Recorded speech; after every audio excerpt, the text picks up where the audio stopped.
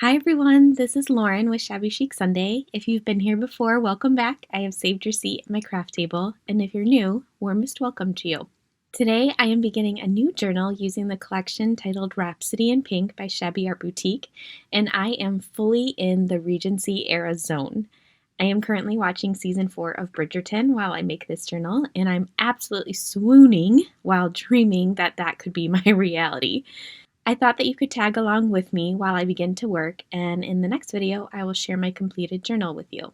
So I started my project by selecting coordinating fabrics, trims, and laces that match the color scheme of the digital collection, which resulted in a combination of peachy pinks, creams, and just a pop of teal.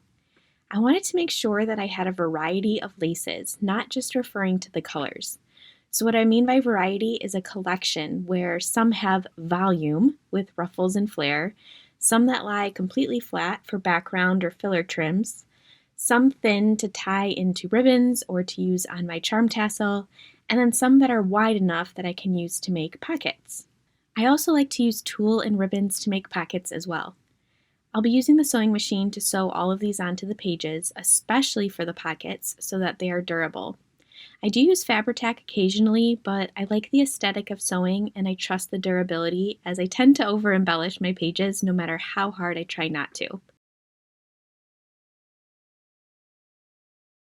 As you saw in the beginning of the video, at this time I also select coordinating beads, charms, and other pieces of ephemera that will match the theme nicely. It's helpful to have these pieces, I think, laid out from the beginning in order to help with inspiration and to also gauge exactly what components you're going to have in your journal so that you can better determine the size and the shape that you'll need for your book. I used the 5x7 papers from the collection and folded them all the same way right down the middle. I'll then attach them together using varying strips of fabric in between the openings. I say varying because the sizes will increase from thin strips to wider strips as the pages spread out. When you fold the pages this way, it creates an automatic pocket that you can access from the top. This gives you additional, hidden free space to add more ephemera that perhaps you wouldn't have been able to fit otherwise. I add a piece of scrap lace or fabric to the top to access that ephemera easily, and let's be honest, it also helps to remind me that it's even in there.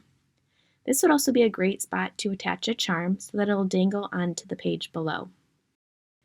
I made a 2D dress using 110-pound cardstock as my base, and then I just covered it in this peachy pink lace and tulle because I absolutely loved the embellishment at the bottom of this tulle. And to create the popular and fashionable puffy shoulder sleeves, I glued pieces from a cotton ball on the shoulders of the paper template that I drew, and then I wrapped each shoulder in its own fabric and finished by adding a little flower to a ruffled piece of lace around the upper bodice. And of course the dress would not be complete without a matching masquerade mask for the ball at Rosewood Hall. The shimmering sequins match the shoulders of the dress, and the floral embellishment dangling off the side matches the piece on the bodice of the dress. One of the pieces of ephemera in the kit is a silhouette. Actually, there are 2 silhouette images of women, so I chose one and I used this framed charm. And to add this shine to it, I used the glossy accents, which will also protect the paper over time. Of course, our host will need to send out invitations for her ball, so other than her ink and quill, she will also need her personalized wax seals to match her beautiful stationery. To still allow the envelope to be accessible over a period of time, I made the wax seals independently rather than adhering them right on top of the envelope. To then attach the seal to the envelope, I used 2 thin 10mm magnets. One is attached to the inside of the envelope and the other is attached to the back of the wax seal. That way, it can easily open and close repeatedly without being permanently attached, and therefore preventing any ripping of the beautiful envelope when it's actually opened. Another easy idea if you don't have the thin magnets would be to use Velcro dots. The digital collection also comes with wax seal ephemera as well. In the meantime, outside of my craft room, I have printed the papers and the paper ephemera with my Cricut machine, and I begin to create the tags. Sometimes I'll layer tulle or flat fabrics as a secondary background on top of my tag, and if I do, then this is when I can also add sequins or glitter before sewing the fabric or tulle around the edges of the tag in order to add an interactive element to my project and also additional texture. I like to use double-sided foam dots to attach all of my elements to my tags in order to help with layering and dimension. If I'm using them on top of tulle or fabric, then I'll glue them down using Fabri-Tac in order to make sure that they stay. When placing my tags in my journals, I usually match the paper on the tag to the matching journal paper and place it on the opposite side in order to help build cohesion between the two pages in the spread. If not the exact same page, then papers that have similar colors. I'm going to set this to music for just a moment while I finish decorating these tags with you.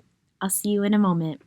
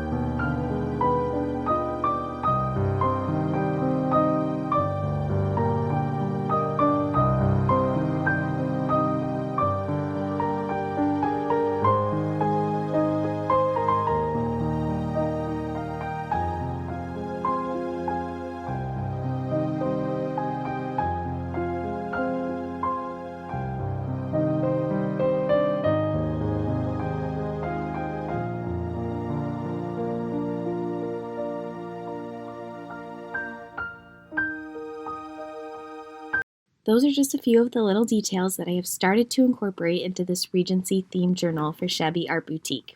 In a few days, I'll be back with the complete flip through of my journal, and I cannot wait to share the finished result with all of you. So I will see you all very soon. Until then, take care.